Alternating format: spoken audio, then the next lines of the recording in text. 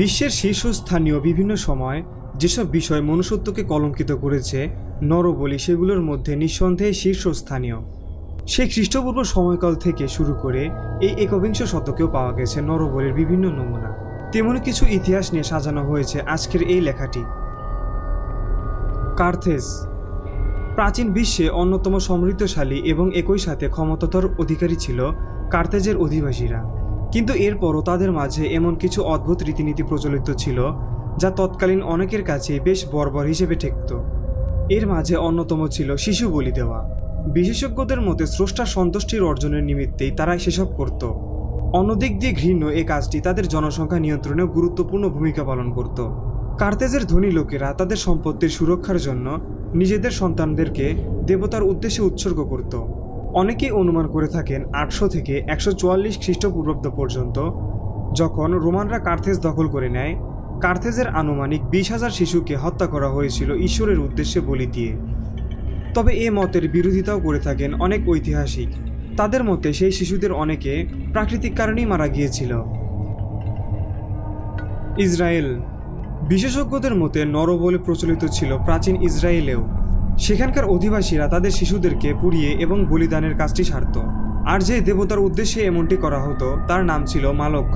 তবে তাদের সবাই যে এমনটা করত সেটা নয়। এক গুপ্ত সংঘের সদস্য যার মলককে তাদের দেবতা হিসেবে মানত তারাই এমনটা করে থাকত। তবে এই বিষয়টি নিয়ে দ্বিমত পোষণ করে থাকেন অনেক ইতিহাসবিদ, তাই আজও এর সত্যতা রহস্যাবৃতই রয়ে গেছে। বন্ধুরা, এর পরবর্তী স্থানটি হলো এট্রুস্কান সভ্যতা। প্রাচীন ইতালির বেশ সম্পদশালী ও ক্ষমতাবান এক সভ্যতার নাম এট্রুস্কান। টুস্কানি পশ্চিম আম্ব্রিয়া ও উত্তর লাজিওতে ছিল তাদের বসবাস। মূলত কৃষিকাজ ও ব্যবসা বাণিজ্যের মাধ্যমে জীবিকা উপার্জন করত তারা। কার্থেজ ও গ্রিসের সাথে তাদের বাণিজ্যিক সম্পর্কও বজায় ছিল। পাশাপাশি বিভিন্ন খনিজ দ্রব্য তাদের অর্থনীতির চাকাকে সচল রাখতে উল্লেখযোগ্য ভূমিকা পালন করত। এমন একটি সভ্যতার মাঝেও যে নরবলির মতো বিষয়টি প্রচলিত থাকবে তা অনেক ইতিহাসবিদই মানতে চাননি। তবে ইউনিভার্সিটি অফ মিলানের একদল প্রত্নতাত্ত্বিকবিদ গবেষণায় সেটারও প্রমাণ পাওয়া গিয়েছিল। টার্কুইনিয়াতে তারা এমন কিছু বলি দেওয়া মানুষের কবরের সন্ধান পেয়েছিলেন। এদের মাঝে ছিল শিশু, প্রাপ্তবয়স্করা যারা অসুস্থ, নিম্ন সামাজিক মর্যাদা সম্পন্ন কিংবা ভিনদেশী ছিল। চীন নরবলির বিষয়টি প্রাচীন চীনে বেশ সাধারণ একটি ঘটনা হয়ে দাঁড়িয়েছিল। এর সবচেয়ে বেশি বিস্তৃত ঘটেছিল শ্যাং রাজবংশের শাসনামলে। তখন অবশ্য এত বৃহৎ পরিসরে সংঘটিত নরবলির দুইটি উদ্দেশ্য ছিল: রাজনৈতিক প্রতিপক্ষকে খতম করা এবং স্রষ্টার মনোরঞ্জন করা। চীনের সেই নরবলির হতো 3 রকমের। মাটিতে গর্ত করে উৎসর্গ করা হতো যুবকদের। তাদের সবারই অঙ্গ প্রত্যঙ্গ বিচ্ছিন্ন করা থাকতো, সাথে থাকতো না নিজেদের ব্যবহার্য কোনো জিনিসও। বিভিন্ন স্থাপনায় বলি দেওয়া হতো শিশুদের। তাদের মৃত্যুটা কার্যকর করা হতো বেশ মর্মান্তিক উপায়ে। কিছুটা আলাদা জায়গায় বলি দেওয়া হতো কিশোরী ও তরুণীদের।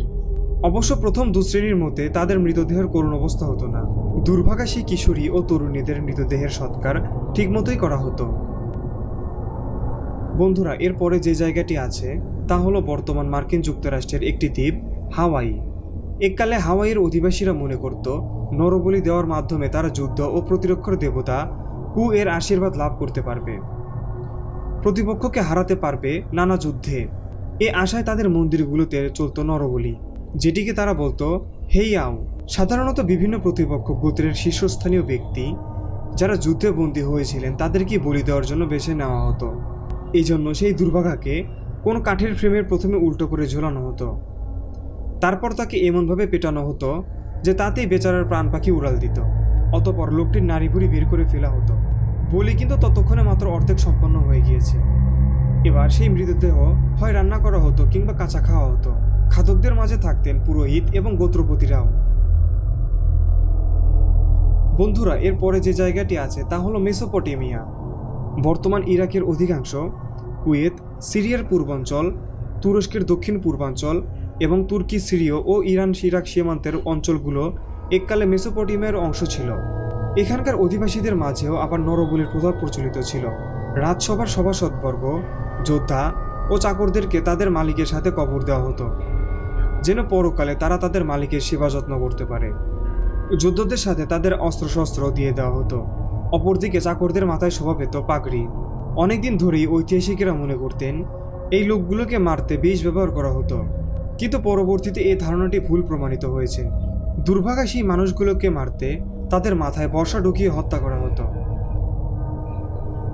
আজটেক। নরবলির পেছনে আজটেকের দর্শন ছিল বেশ অদ্ভুত। তারা মনে করত তাদের দেওয়া এই নরবলি সূর্যকে মৃত্যুর হাত থেকে রক্ষা করবে। বলির শিকার হওয়া মানুষের রক্তকে তারা বেশ পবিত্র মনে করত। হুইট ছিল পোক্তলের রাগ প্রশমন ও পুষ্টির জন্য অতীব প্রয়োজনীয়। আজটেকদের নরবলি দেওয়ার প্রথাটা ছিল বেশ ভয়াবহ। এতে স্বেচ্ছাসেবীদের পাশাপাশি যুদ্ধবন্দীদেরও ব্যবহার করা হতো। কখনো কখনো বলি দিতে চাওয়া মানুষটিকে প্রথমে হাঁটিয়ে নিয়ে যাওয়া হতো মন্দিরে। সেখানে অবস্থানরত পুরোহিত লোকটির গলা থেকে শুরু করে একবারে পেট পর্যন্ত চিরে ফেলতেন। এরপর লোকটির হৃৎপিণ্ড উৎসর্গ করা হতো দেবতার উদ্দেশ্যে। অন্যদিকে দেহের অন্যান্য অঙ্গ প্রত্যঙ্গ কেটে ফেলা হতো। মিশর। এককালে প্রাচীন মিশরে প্রচলিত ছিল নরবলির এ প্রথা, যেখানে একজন দাস ও ফারাওয়ের কোনো গুরুত্বপূর্ণ সঙ্গীকে তার সাথে কবর দেওয়া হতো, যেন মৃত্যু পরবর্তী জীবনেও তিনি তার মনিবের সেবা করে যেতে পারেন। ইজিপ্টোলজিস্ট জর্জ রেইনার জানিয়েছেন, রাজা জার ও আহার কবরগুলো তাদের ভৃত্যদের দিয়ে পরিপূর্ণ ছিল। সেই ভৃত্যদের সাথে দেওয়া হয়েছিল বিভিন্ন দরকারি জিনিসপত্র, যাতে পরকালে মনিবের সেবা করতে কোনোরূপ অসুবিধা হয় না। ইনকা। ইনকা সভ্যতার লোকেরা স্রষ্টার সন্তুষ্টির নিমিত্তে নরবলি দিত। এজন্য তারা সবচেয়ে বেশি ব্যবহার করত শিশুদের। প্রায়ই আগ্নেয়গিরির অগ্নুৎপাত, ভূমিকম্প, বন্যা ইত্যাদি নানাবিধ প্রাকৃতিক দুর্যোগের মুখোমুখি হতো ইনকা সাম্রাজ্য। তারা মনে করত কেবলমাত্র নরবলির মাধ্যমে এইসব দুর্যোগ থেকে রক্ষা পাওয়া সম্ভব। তাই স্রষ্টাকে সন্তুষ্ট করতে প্রাণ হারাতে হতো অনেক ইনকা শিশুদের। আশ্চর্যজনক ব্যাপার হলো, তাদের সমাজে এমন অনেক শিশুই ছিল যাদের বড় করার উদ্দেশ্যই ছিল কেবল বলি দেওয়া। এসব শিশুদের বলির ব্যাপারকে ইনকারা সবচেয়ে পবিত্র বলি হিসেবে মনে করত। তারা বিশ্বাস করত মৃত্যুর পর এই শিশুরা অনেক সুন্দর এক জীবনের অধিকারী হবে। অবশ্য মৃত্যুর আগে তাদের অনেক ভালো ব্যবহার করা হতো। তাদেরকে দেওয়া হতো পছন্দসই খাবার, এমনকি মিলত সম্রাটের সাথে সাক্ষাতের সৌভাগ্য। ফিজি। যদিও আজকের লেখায় উল্লেখ করা প্রতিটি বর্ণনাই বেশ কষ্টদায়ক, তবে ফিজির ঘটনাটি আরও বেশি কষ্টদায়ক। সেখানে এককালে নিয়ম ছিল স্বামী মারা গেলে তার স্ত্রীকেও শ্বাসরোধ করে হত্যা করতে হবে। সেখানকার নানা নৃতাত্ত্বিক গোষ্ঠীর বেশ গুরুত্বের সাথে এই নিয়মটি অনুসরণ করত।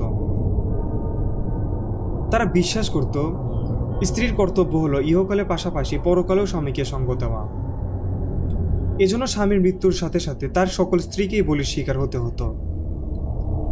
বিধবা এ সকল নারীকে বলা হতো থোতো, যার অর্থ স্বামীর কবরের গালিচা। আরও দুঃখজনক ব্যাপার হলো, নারীদের শ্বাসরোধ করে হত্যা করার দায়িত্বটি পালন করত তাদের আপন ভাইয়েরা। সেটা না করতে পারলে অন্তত নির্মম এই হত্যাযজ্ঞের সাক্ষী তাকে অবশ্যই হওয়া লাগত। ডাহমে। পশ্চিম আফ্রিকার পুরনো এক রাজ্যের নাম ছিল ডাহমে। সেখানে বার্ষিক এক উৎসবের নাম ছিল জোয়েতানু। জোয়েতানুতে নানা ধরনের আয়োজনের পাশাপাশি অন্যতম বড় আকর্ষণ ছিল নরবলি। এজন্য বেছে নেওয়া হতো দাস দাসী ও বিভিন্ন যুদ্ধবন্দীদের।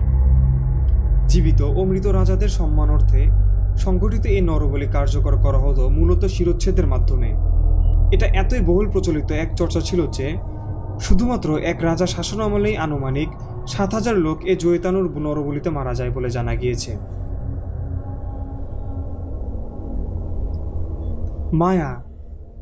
প্রাচীনকালে মায়া সভ্যতার লোকেরা এ প্রথা অনুসরণকারীদের তালিকায় নাম লিখিয়েছিল। বিশেষ কোনো উপলক্ষে তারা এমনটা করত। নরবলিগুলো মাঝে মাঝে দেওয়া হতো মন্দিরে। দুর্ভাগারা অধিকাংশ থাকত বিভিন্ন যুদ্ধবন্দী। চিচেন ইৎজাতে নরবলি দেওয়ার সময় বৃষ্টির দেবতা চাকের সম্মানার্থে বন্দীদের গায়ে নীল রং মাখা হতো। এরপর তাদের ধাক্কা দিয়ে ফেলা হতো কোনো এক কুয়ায়। সতীদাহ প্রথা। সতীদাহ প্রথার অস্তিত্ব ছিল আমাদের ভারতীয় উপমহাদেশেই। এখানে হিন্দু ধর্মাবলম্বী একজন নারী বিধবা হবার পর স্বামীর সাথে সহমরণে চিতায় যাবার বিষয়টিকেই বলা হতো সতীদাহ। নারী কখনো যেতেন স্বেচ্ছায়, কখনো বা জোরপূর্বক তাকে পাঠানো হতো। বিশিষ্ট সমাজ সংস্কারক রাজা রামমোহন রায়ের একান্ত প্রচেষ্টায় 1829 সালে অমানবিক এ প্রথার অবসান ঘটে। তবে এখনও এর অস্তিত্ব একেবারেই মিলিয়ে যায়নি। 2006 সালের বিবিসির এক খবরে জানা যায়, ভারতের মধ্যপ্রদেশের তুসলিপার গ্রামের 40 বছর বয়স্ক এক নারী স্বামীর মৃত্যুর পর সতীদাহ প্রথার মাধ্যমে আত্মাহুতি দিয়েছিলেন। তবে কেউ তাকে বাধ্য করেনি, তিনি নিজেই সেখানে ঝাঁপিয়ে পড়েছিলেন বলে পুলিশ জানায়।